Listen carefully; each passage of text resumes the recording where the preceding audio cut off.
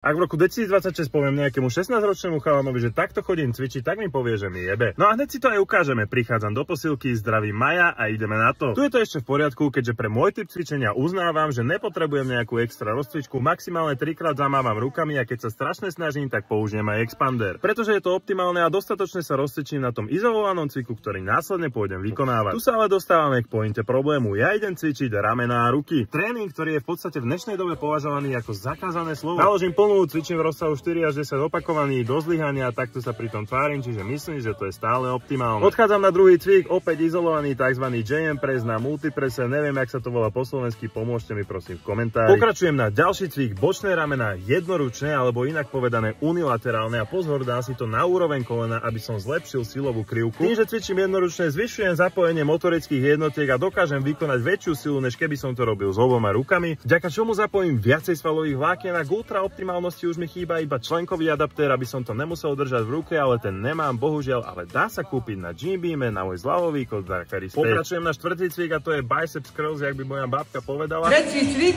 triček curls. Triček curls. Alebo aj bicepsové ohyby na skotovej lavici z ZT, ktorá už je naložená a tým pádom nemusím mínať energiu na nakladanie kotúčov a opäť je to optimálnejšie. Predposledný a piaty cvik, pozor, opäť unilaterálny a to je triceps jednou rukou a nie preto, že by som nejako potom túžil, ale túto kladku som vymaxoval, nedá sa tam až toľko naložiť a ešte ma to zároveň aj baví. Posledný cvik, brachialis a laterálna hlava bicepsu a mohol by som si to dať jednoručne, ale nedám, lebo sa mi nechce a po 40 minútach idem domov. Keby si to chcel opakovať, môžeš a nemusíš a tu sa dostávame aj k pointe, ktorú som ti chcel povedať. Teraz je moderné cvičiť celé telo alebo aj full body každý druhý deň. Pri najhoršom tzv. Upper lower alebo vrch a spodok. A keď si strašný húva, tak si dáš posterior anterior alebo v preklade predok a zadok. A potom som tu ja, ktorý cvičí v podstate bro split z upper lower. Cvičím 6-krát do týždňa a vôbec mi to nevadí. Pretože ma to strašne baví, odcvičím si to za pol hodinu až 60 minút. Ani nehovorím to, že nejaký spôsob je pravý a zároveň na to ani nechcem nadávať, lebo teraz je to v móde nadávať na optimálne cvičenie, čo bolo v podstate v móde stále. Na druhej strane sa zase obúvať do profi kulturistov. Áno, síce sypú, ale keby robia všetko zle, tak by asi neboli na mistro Olympia. A myslím, že každý si z tohto môže niečo zobrať, ale hlavne vy, ktorí začínate cvičiť a ste som trošku stratení. Nech vás to hlavne baví a to je to najotrepanejšie klišé, ktoré môžem povedať. Myslím, že s dobrým svedomím môžem povedať, že by som vyzeral veľmi podobne, keby som cvičil od začiatku optimálne, len by som to možno dosiahol trošku rýchlejšie. Ale je dosť možné, že by som si to počas tohto procesu znechutil tak, že už by som nechcel cvičiť vôbec. Preto hlavne robte to, čo vás baví a cvičte tvrdo a do zlyhania. Čaute. Keď sa chceš naučiť viacej, ma sleduj, prípadne mi napíš a pošlem ti link na našu komunitu. Ja na cvičí, ale už tuším nevládze, už z posledného.